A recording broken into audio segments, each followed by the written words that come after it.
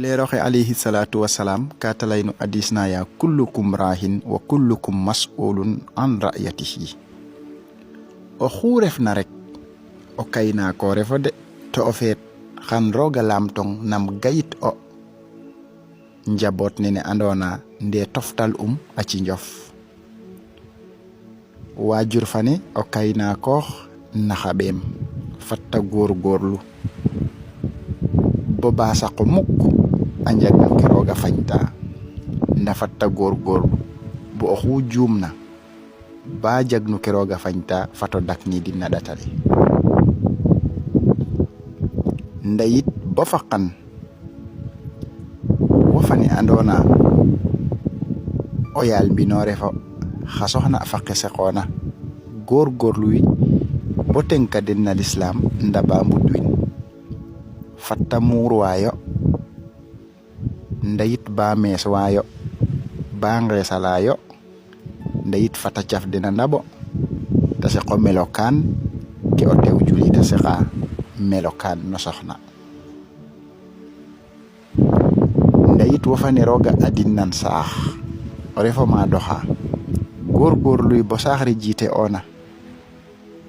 fato se qadena se qamosu yirmaden yiraden tonya kolora o leng ndayit nun we andona nuno njabote eyo adwanelo fatnu gorlu o paax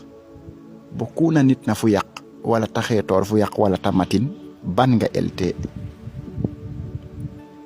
yaam kino xe katafet butala yena nam gayit o wene gaynor onga